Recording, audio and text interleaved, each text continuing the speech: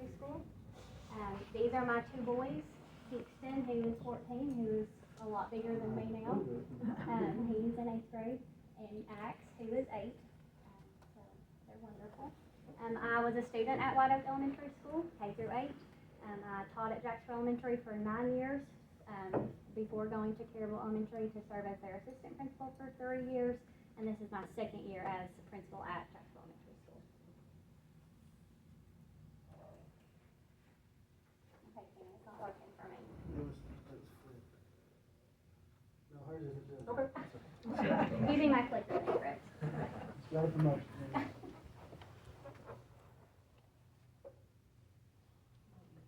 There we go. Okay, some data to review for Jacksboro Elementary School. Click the next one, sorry, Chris. Okay, these are our school demographics from last year. Obviously, there's 2 admin, Miss Ashley and I, or Miss Faith.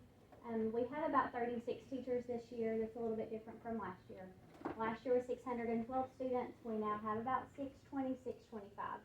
That fluctuates. Our biggest grade is now our current 3rd graders, which is 115 students. We have 6 teachers for that grade level. We do have 176 students who are economically disadvantaged. And then our students with disabilities is about 11.4% this year. Okay, so some great things. We were awarded the Reward School status this year for 23-24. And we also were a level 5 school with the Reward School, and then we were a letter grade A for last year. So we call it the Triple Crown. Specifically, we're going to look at 4th grade, and when we look at this data, we're going to look at cohort data. So it's important to see how our kids are improving every grade level. So we want to make sure we're progressing every single grade throughout their educational career. So specifically, if you'll go back one, sorry, Chris. 4th grade math. So we get this information from TVOS. This is actually our current 5th graders. So they scored 36% proficient, so level 3 or level 4 in 3rd grade. They left 4th grade last year with a 41% proficiency rate. So that was an increase of 5%, which resulted in a level 4 TVOS growth, thanks to Miss Davis over there. We missed 5 by 200. So. Yep, we sure did. It's right there. Okay. And this is our 5th grade ELA and math, and again, it's tracking our students over time. So their 3rd grade year, these are our Jacksboro Middle School kids now, 6th grade. So ELA, their 3rd grade year, they scored 36%. They moved to 4th grade, ELA 37%, and then jumped to 53% in ELA. Math was the same. Their 3rd grade year, 29%, 4th grade, 35%, and then 5th grade, 61%. Which resulted in a level 5 growth. Here are our AMOs by grade and subject. You can look at those. I won't read everything to you. I know y'all are tired. ELA overall was 39.3%, and again, that's how many students scored at a level 3 or a level 4. Our math overall is 43%. I'm sorry, everyone. And our overall success rate was 41.1%. This is our 3rd grade compared to the district and the state. 4th grade compared to district and the state. And 5th grade, same. Here are our countywide AMOs. Our Jacksboro one is obviously circled.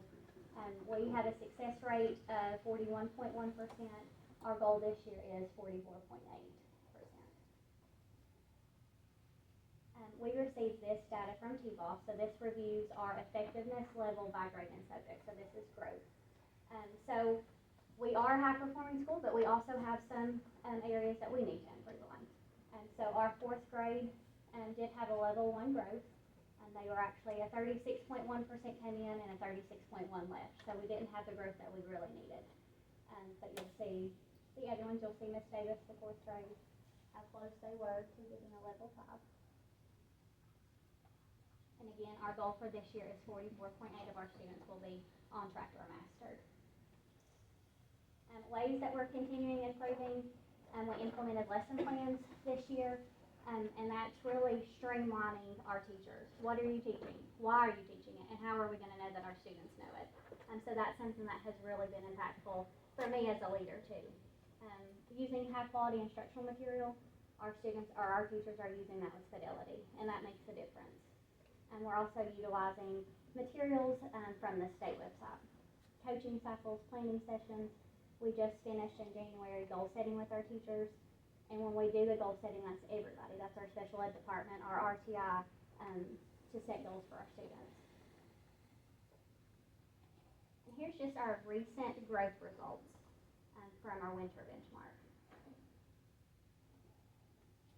So at this point in the year, as of December, you want 50% as your goal. So you want students to achieve at 50%, and at the end of the year, it should be right at 100. And that just means that your teachers are effective. So we are increasing student outcomes. So when you look at kindergarten, our goal is 50% across the board, and we are exceeding both of those goals for growth. And then first grade, second, third, fourth, fifth. And this is our school-wide, which I think is really important to look at as well. Here's our special ed population. So we broke it down into kindergarten through third and then grades 4 through 5. So they are learning, if not better, than our regular kids. They're growing at the same rate as them, which is also really important. RTI, the same thing. Our tier 3 students who are scoring below the 10th percentile are receiving the tier 3. And this goes back to what Mr. Tadwell said. Having certified interventionists in those positions are vital to this. We have great assistants, but it frees up them to do classroom support, and they are growing as well. And this is just our recent staff picture. I wanted to throw that in there. Do you all have any questions? Can we call your 5th grade teachers and see if No, you can't steal them. certified? Yeah. We try. Yeah, they are good at. We've got some great teachers. I don't have any questions. Congratulations. Thank you. Congratulations. I know you are a former Jacksboro Elementary School teacher, administrator, and I can say the same thing. I taught at Jacksboro Elementary School for 18 years, was an administrator there for 2 years, and the one thing that I can say is the expectation has been consistently high. And the reason you have had continuous leadership that held the faculty and staff and students and parents to that high level of expectation. And that's what's necessary. So I want to make it known, especially with board members present, a lot of times when you hear pushback and you hear complaints, people are being pushed outside their comfort zone. To grow, you're going to have to feel a little bit of discomfort. You're going to have to step outside your comfort zone. You're going to have to expect more of yourself, more of your students, and more from your parents. And that doesn't always get well received by the public. So keep that in mind. And always know that we're always pushing for those high expectations and those high standards. And you show that. Thank you. Director Fields, Raven, I'd just like to say really quick, as a former Jacksboro Elementary student myself, and I have 5 children that range from the ages of 15 to 5, well, almost 5.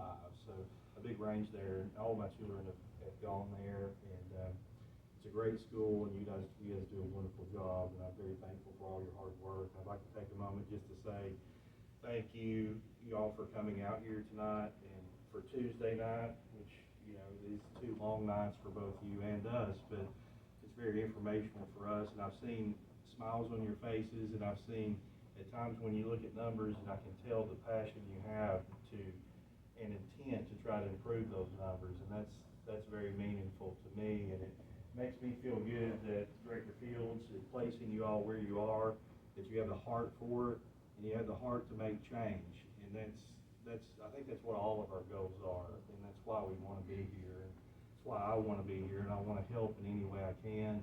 Truly mean that, and just thank you again. I will ask the question about zoning. I know that's been everyone, and I don't know. Largely there's a lot of reasons for that, and whether it costs $450 per square foot to build an addition onto a school, which we've learned recently, or it's simply we just have room at another school. For the couple schools that would be, students may affect you more by adding students. Would you have 450 now? How big of a difference does that make to you guys to increase to 500? And how much does it mean for you to go from 625 or terrible from 650 to 600? I don't know what the impact of that is. And I've seen those maps where all those students are from, and they're from all over the county, obviously, going to Valley View and going to Terrible and going to Jacksboro, but, so it's going to impact probably La at the greatest, gaining students is what it looks like to me. But what's your thoughts on that? We are busting at the seams as well, as with Carable, I was there too, and every year we're increasing students, which is a great problem, but it is a problem. It's something that I feel like is going to have to be addressed at some point unless we want to build on. If we wanted to build on, we would take them. You send them to us, we'll teach them, we'll love them, and, but I do think it's gonna have to be addressed at some point. We have one classroom to spare right now, and it's being utilized as our PE classroom because we're getting the gym, thankfully. But if we get the CDC position that we gratefully, we need, that will be gone. So then we will have no more room.